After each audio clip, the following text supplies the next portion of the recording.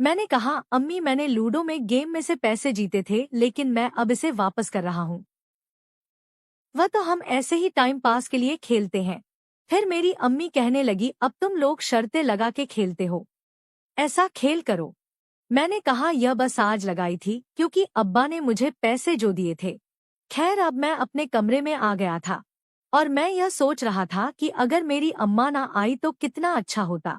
मैं अभी वह गेम खेल रहा होता और यही सोचते सोचते मेरी आंख भी लग गई। सुबह मेरी बहन मुझे उठाने के लिए आई। कहने लगी, भाई कितना सोते हो आप? मैं भी तो आपके बराबर में ही सोती थी। देखो मैं जाग गई हूँ। चलो शाबाश, जल्दी उठो और कॉलेज जाना है। फिर मैं उठा। मैं फ्रेश हुआ, हल्का फुल्का नाश्ता किया। मैं और मेरी बहन बाइक पे कॉलेज आ गए। वह अपने क्लास में चली गई और अब मुझे क्लास में आए हुए अच्छा नहीं लग रहा था। मैं ज़ैनब से मिलना चाहता था, उससे बातें करना चाहता था क्योंकि उस रात जब मैंने उसका हुस्न देखा था, जब उस पे पानी गिरा था, मैं तो पागल ही हो गया था कि इतना खूबसूरत हीरा मेरे घर में छुपा हुआ था और मुझे खबर तक नहीं थी। लेकिन अब मैंने फैसला कर लिया था कि आज रात में इस हीरे को जरूर इस्तेमाल करूंगा। खैर इसी तरह फिर हमारी कॉलेज से छुट्टी हुई तो मैंने देखा कि मेरी बहन और आमना जो कि उसकी फ्रेंड थी वह भी उसके साथ ही आ रही थी।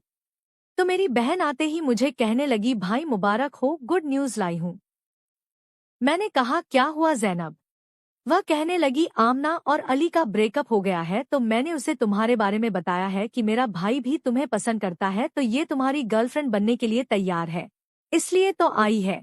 अब मैं तो बहुत ही खुश हो गया क्योंकि आमना भी बहुत खूबसूरत थी। लेकिन अब मैं भी यही सोच रहा था कि अगर मैं आमना के साथ हाँ कर देता हूँ, कहीं ऐसा ना हो कि मेरी बहन मेरा काम ही ना करे। मैं यही सोच रहा था और फिर इतने में आमना मुझे कहने लगे, उमैर तुम अपना मुझे मोबाइल नंबर दो, मैं घर जाकर तुमसे बात कर दी हूँ।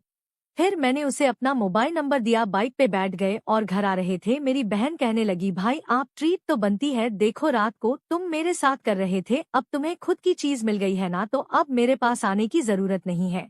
मैंने कहा, नहीं यार, तुम में और बात है उसमें, और तुम्हारा और उसका मुकाबला कहाँ, वो तो तुम्हारे पाँव के खाक के बराबर भी नहीं है। वो कहने लगी, हाय अल्लाह, इतनी तारीफें तक किसी ने नहीं की। मैंने कहा, तुम मेरे दिल से पूछ लो, मैं तो तुम्हारे हुस्न पे कभी कभी शायरी लिखना चाहता हूँ।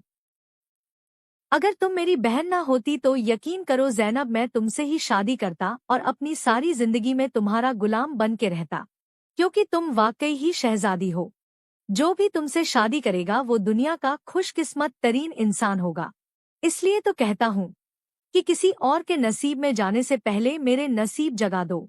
मुझे जी भर के वो वाला काम करने दो जिसकी मैं आरजू करता हूँ, क्योंकि मैं शादी तो तुमसे नहीं कर सकता। खैर वो तारीफें सुन के काफी खुश हुई। कहने लगी, शुक्र है कि रात को वो वाला काम नहीं हुआ। अब छोड़ दो, बस अब हम बहन भाई हैं। मैं तुम अब उसके साथ सुकून हासिल करो। अब मैं तो सोच रहा था वही हुआ। मैंने कहा, नहीं ज़ैनब, ऐसा नहीं करो। अगर यह बात है तो मैं आज ही आमना को बोल देता हूँ कि मैं उससे दोस्ती नहीं कर सकता। वो कहने लगी, क्या हो गया है तुम्हें?